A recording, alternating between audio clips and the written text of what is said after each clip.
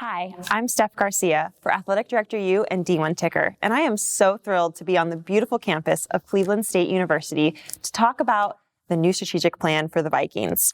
I'm joined by AD Scott Garrett, so let's just dive right in. Yeah.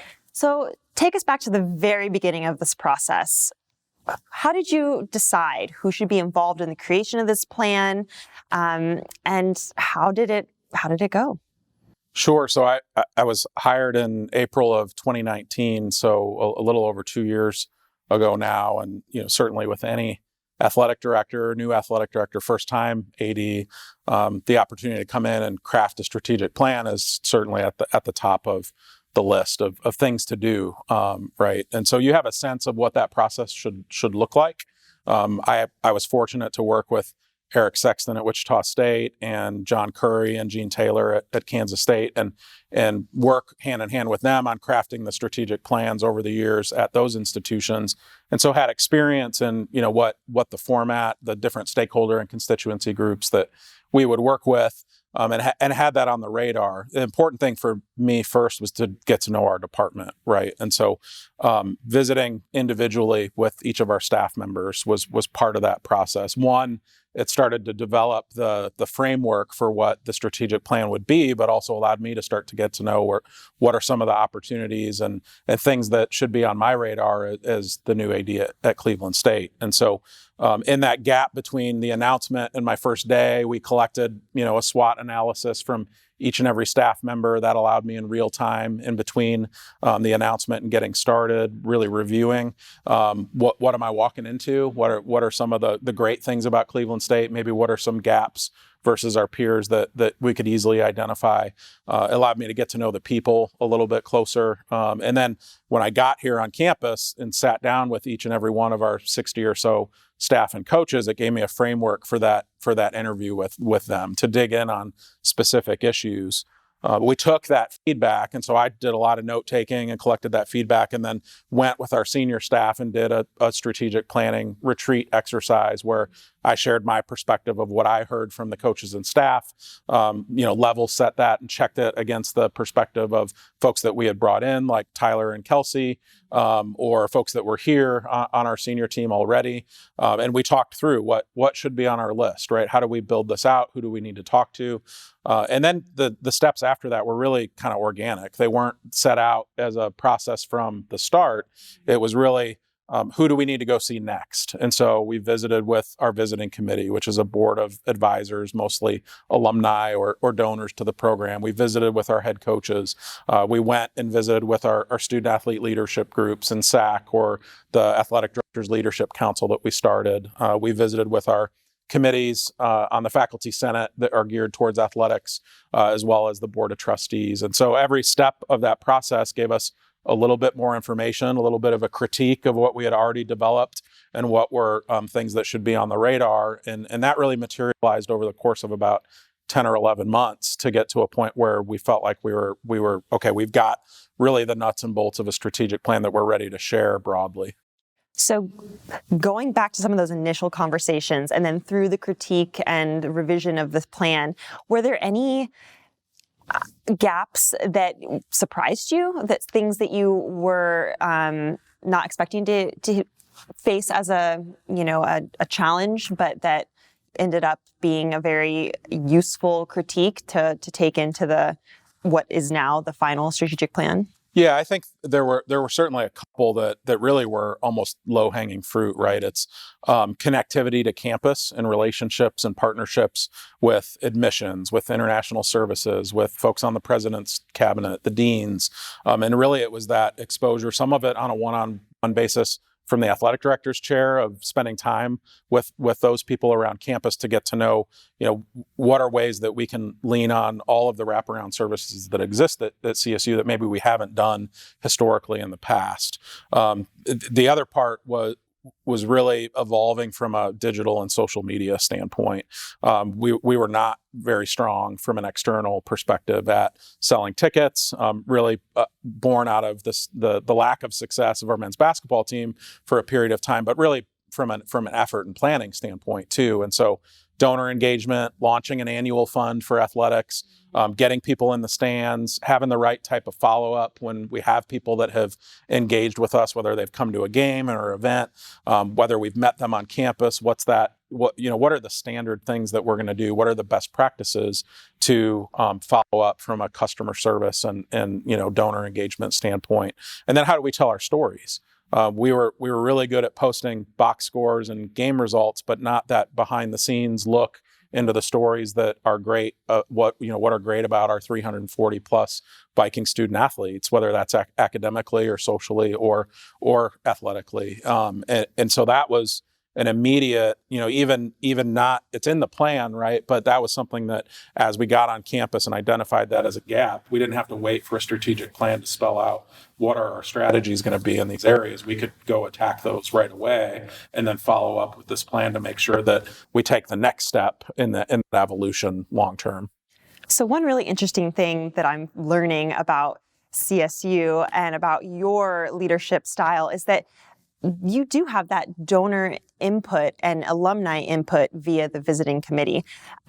How has that helped you as you've stepped into this role, as you've developed this plan, and as you plan on moving forward, of having a real voice for those folks, not just a once a year call to ask for money, but to actually engage them in the real future of CSU? Yeah.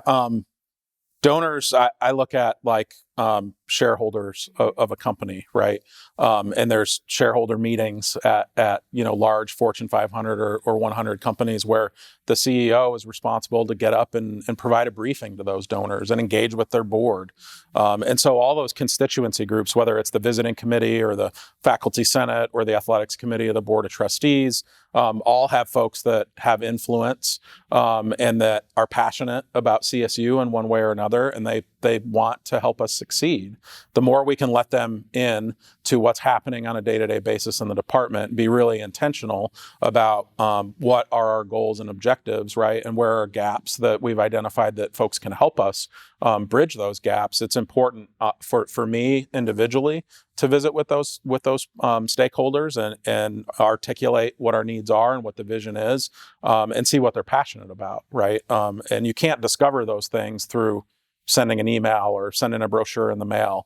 That's, fully engaged. We talk about engaged learning at CSU. Well, engagement also means engagement with alumni and business leaders in the community, and people that potentially have influence or can have influence on our operation. And so we're really intentional about making sure that we do that, right? And also providing some guardrails that, look, we're not looking for you to necessarily make decisions or give us a stamp of approval on this plan. We genuinely want some input, right? These people are successful for a reason, and they're going to have really great advice, and they're going to have questions that will challenge, why is that specific strategy or action step in your plan? And that can give us that barometer. Okay, was that something that really needs to be in here, or maybe it needs to be vetted out a little bit more and have a little bit more substance? And so all those conversations help inform, where we've landed on this plan and what it looks like moving forward. So obviously the pandemic interrupted part of this process. How did it help you and your staff, coaches, students, really pinpoint what the real priorities are for this department? Yeah, certainly having a COVID arrive for a variety of reasons that everyone felt everywhere was not well timed. Nobody was prepared for it. We had met with our athletics committee of our board of trustees. It was kind of the last step to really get that approval of our plan, endorsement of our plan, and we were a week or 2 weeks away from really feeling like this is in a place where we can release it broadly and share it internally, that this is our, this is where we're headed. We had a swimming event on campus, the National Invitation swimming meet with 450 student athletes on campus. We had a wrestler, Evan Cheek, who was supposed to be on his way to NCAA wrestling nationals. And so, the impact of the pandemic shifted into, okay, how do we manage, this issue, which could have been a few days, a few weeks, a few months, into 18 plus months. And so our focus really shifted for two reasons. One, we were so focused on getting through the year successfully and then launching 2020-21 and getting all our teams back into action successfully that it just didn't feel appropriate that our focus should be how do we get this strategic plan out, right? It just wasn't that important. We were already working on some of the elements of the plan. We would continue to do that. But in terms of kind of tooting our own horn or having it out broadly, really felt like that would miss the mark from what are we supposed to be focused on, which is the health and safety of our student athletes to go to class on campus and to get back into activity in whatever sport they compete in. And so the other reason was the president launched the CSU 2.0 process, which was a broader institution-wide strategic planning effort of which athletics was a part. And we knew going into that study that there would be outcomes of that process that really we would need to go back and evaluate. Where did we leave off in the strategic plan? What is in there that maybe should look different or may need to look different? And then what are some of the outcomes, the priorities that came out of that athletics task force of the CSU 2.0 process, and how do we incorporate those into this plan? And there were several as we looked back and kind of merged those two activities and those two plans that brought us to this point. So it was an unfortunate pause, unintended pause, unexpected pause, but also allowed us to really be thoughtful about how have things changed in the last year and a half, and where might we be headed that we feel like is different than where we left off in March 2020. So let's keep linking this strategic plan with CSU 2.0. So a couple of the priorities in CSU 2.0 include some phased in yearly savings and reductions of budgets. How are those going to be implemented here, and what impact will that have on, efficiency, success? Sure. Really the crux of CSU 2.0 and President Sands eloquently shares that it's really a growth strategy, right? But sometimes in order to grow, you need to do some self-assessment and identify some efficiencies and figure out what you're really good at and prioritize those things. And so not unlike the rest of the university, athletics really needs to go through that exercise.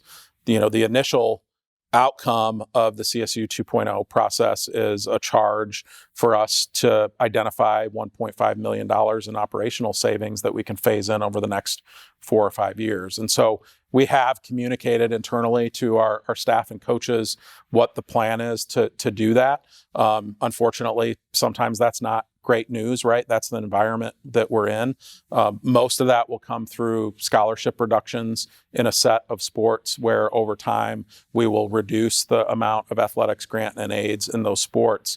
And we hope, right? We've had some coaches and great dialogue between myself and the coaches that are affected about, you're releasing the strategic plan, and one of the core goals of that strategic plan is attracting championship caliber student athletes. And how are we going to do that if we don't have athletic scholarships to offer in these particular sports?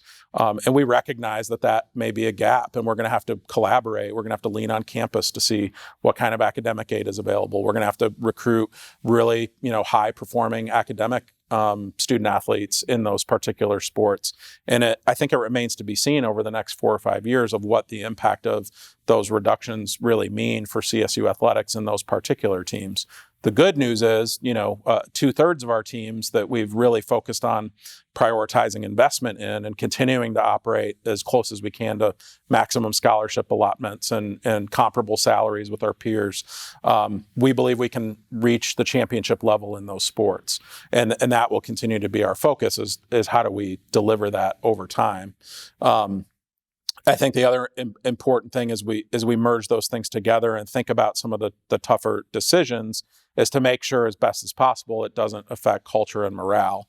And so it's important for us to continue to do all the things we talk about when we talk about delivering a transformational student athlete experience, professionally developing our staff and coaches, identifying leaders in our student athlete cohorts, putting together aggressive schedules to provide them a Division I competitive experience, regardless of where they fall in the funding buckets. We want to make sure that everyone has that transformational experience here, and we're doing so without eliminating sports. There's been over 100 individual sport programs eliminated across Division I throughout the course of the pandemic, and maybe a little bit before the pandemic. But we are fortunate that leadership is aligned, that we're really not in a position where eliminating sports is on the table. And so in order for us to do that, we just have to think a little bit differently and more creatively about how do we maintain 18 sport programs in a responsible way and deliver that experience for our student athletes. And I think that's what we've done through these plans.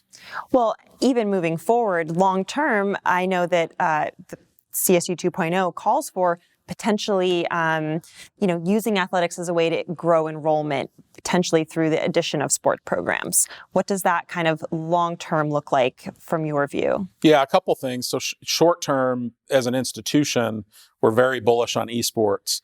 In the emergence of esports as a competitive space where you can attract students who might not otherwise come to your university, much like our other varsity sports.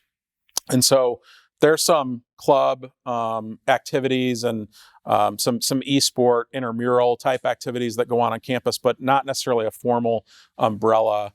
And we do intend over the course of the next year to launch a varsity esports program, obviously leaning on support from others that may have expertise around the academy at CSU. It won't just be an athletics-driven project, but that has the potential under our umbrella for us to have an activity where students compete and we generate additional enrollment revenue. So we extrapolate that strategy out, right, and start looking at other sports over the long term of how could we do that with varsity NCAA sports, and are we capable and equipped from a services standpoint, right? That is the lens that we'll evaluate that through. We don't have any specific sports in mind at this point, but there are some through a variety of factors that we would consider that we will explore. Ultimately, we have to put the business plan together, right? What does it do in terms of net revenue to the university versus the operating expenses of that sport?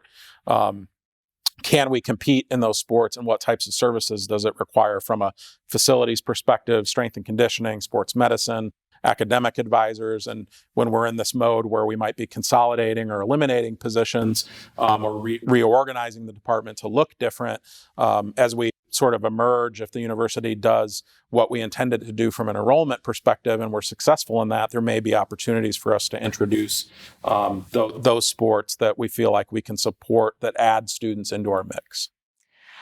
CSU 2.0 calls for launching a major capital campaign, between 2023 and 2025. How will you align messaging to athletic donors and supporters to kind of align with that overall vision? So we'll certainly work with President Sands and Julie Ream, the vice president of our CSU Foundation, to develop that strategy and see where athletics fits into that, what projects are important from an athletics success perspective, and how do we deliver those? What other meaning do those projects have to the broader university, that they're not just athletics projects, right? We do have some facility deficiencies that we want to overcome, and that we're going to need donor and corporate support to overcome. And so we'll be proactive in that plan to be out articulating, how do these projects fit the needs of CSU? How do they help enhance our sport programs specifically? And how do we deliver those? What's the funding model and the strategy for how we're going to deliver those over time? And so I'm really excited about where we're headed from a transformational perspective. That those are the things that ADs and presidents and donors get really excited about. How do we transform from where we're at today to some other version of us in the future? And certainly the sustainability of our men's basketball program and the success of that program as one of our beacons is going to be important in developing that strategy. Well, overall, CSU athletics really wants to be, a beacon for the university's brand and also for the university's place here in the greater Cleveland metropolitan area and Northeast Ohio. How will this plan help to enhance the overall brand and mission of CSU as a whole? Yeah, in a lot of different ways. I think first, and we talked about it a bit earlier, but sharing our accomplishments. Cleveland's a proud town. It's a proud sports town. And we fit into that. If our teams and our student athletes have stories to tell, they'll be embraced by this community. We just have to be really intentional about sharing them. And so our staff will continue to, make sure that there's access from local media into our programs. We'll do a great job of developing our own content from a digital and social media perspective. Our coaches will be engaged with, community leaders and community service to make sure that the Magnus Head logo is out there and prevalent and in people's face. And then, we have to capitalize on the success of our team. So when we go on a men's basketball NCAA tournament run, when we make our first lacrosse NCAA tournament, when we have success in our other, particularly spectator team sports, what is the plan that we have that is sitting in the can, ready to be activated upon to make sure that we're capitalizing on that momentum? So it might be a facility project. It might be selling more tickets into our games. It might be our radio and TV partnerships that we have, and what do those look like moving forward?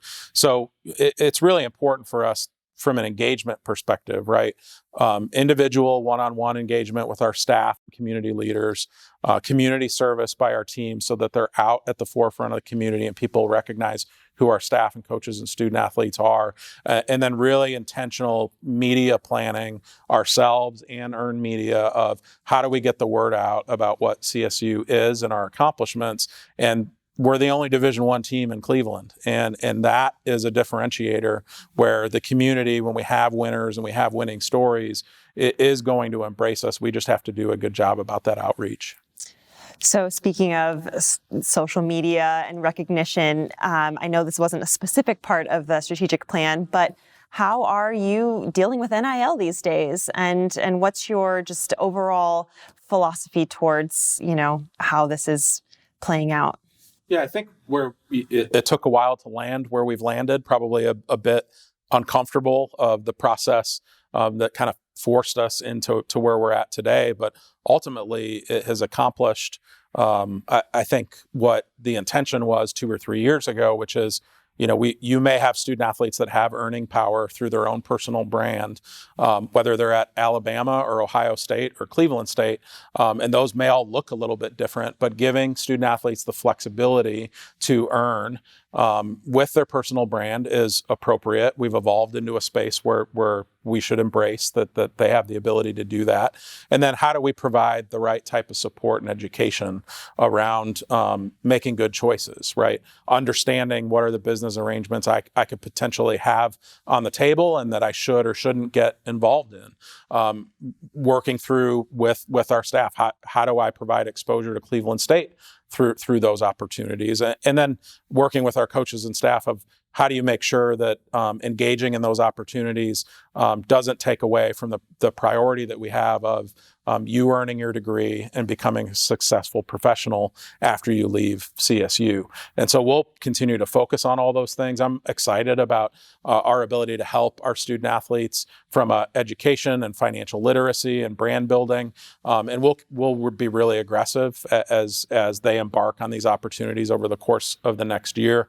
And I think we'll just see how it evolves. We'll see how the dust settles on what opportunities are student athletes at CSU going to have, and how do we best manage those and also best share those with prospective student athletes that, may see that as a reason to come to CSU at some point. So professional development and DEI are both very woven into this plan. What opportunities for your staff and coaches are you most excited about? Yeah, I think short term, really from a student athlete perspective, providing some ownership to our student athlete leaders. DeAndre Nasser is our chair of our DEI committee for our student athlete advisory committee, and our staff working with DeAndre and the team that our SAC has put together around what programming is going to speak to student athletes. What do they want out of that experience? And so I'm really excited from both a DEI perspective, but also from a mental health and lifestyle programming perspective of what is going to be most impactful, right? And having that dialogue here as we get started in this new semester, everyone's back on campus. We can have that engaged conversation and develop that roadmap of what that looks like. I think where we're at today is a sign of what we're about from a value standpoint and what's our vision of. We want to make sure that we're intentional about providing these conversations and experiences within our footprint for our student athletes, coaches, and staff. But we've really got to lean on each other to define what does that look like, right? You can't just create a staff DEI committee or a student athlete DEI committee. We have to really dig into the weeds on that and really be thoughtful about what are we going to deploy over this year and the years to come that are really meaningful activities that make progress in those areas as it relates to CSU. How will you continue to recalibrate this roadmap moving forward?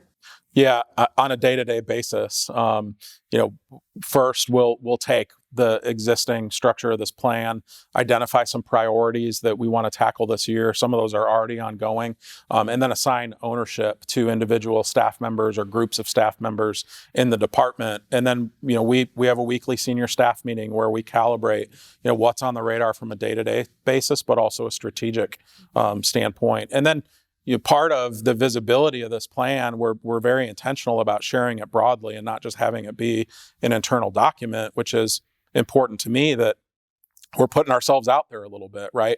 The plan is a little bit values, philosophy statement, but as you dig into the strategies and the action steps, it's very specific projects that we intend to tackle. And my the evaluation of me as the leader of the department is going to be, how did we deliver on that plan? And so it'll be important for us through, senior staff conversations and retreats and pulling in coaches and staff in those conversations throughout the course of each year to see, what have we been able to check off the list and what's left to do and how do we get there? Yeah, so that kind of, you've kind of tied this up in a nice little bow, but the success of a strategic plan usually does come down to top-down leadership. So how will you, Scott Garrett, really embody these goals and ensure that your team and your athletes are able to, commit and help execute this grand vision? Yeah, a lot of it is, messaging, right? From a leadership perspective, I talk every day, multiple times a day about delivering a transformational student athlete experience and the expectation that all of our staff and coaches, with help and support from all of us in the CSU community, really need to invest in that development with our student athletes in their journeys to win championships, whether that's in competition or in the classroom, or culturally. And so intentionality about sharing that message, and defining what it means for different stakeholder groups. What does that mean to me as the head coach of men's basketball or women's basketball? What does that mean if I'm on the president's cabinet? I'm a colleague of the athletic director, and really creating those conversations of, hey, we've put this out there. These are our goals. We're going to need help to get there. And it's my responsibility to make sure that we've prioritized them in the right way, that they're being managed by the right people who are set up for success, and that we're leaning on the right stakeholders, whether that's donors or supporters or people on campus to be able to deliver on those things and really work together. We have to have alignment or we're not going to accomplish these things. And it's really my job to make sure that the messaging is on point and that we're managing that alignment so that we can have success faster. And last but not least, what are you most looking forward to as the athletic year kicks off? Well, I'm certainly looking forward to having fans back in the stands, and having that engagement with supporters of CSU. We had a very successful year last year with several championships, men's basketball going back to the NCAA tournament, our men's tennis team going to their third straight NCAA tournament, women's basketball winning the WBI tournament, individual successes with fencing and wrestling student athletes going to nationals. And I think all those things will happen again this year, hopefully more of them. But having people there along with us to celebrate those moments is really what I'm looking most forward to this year.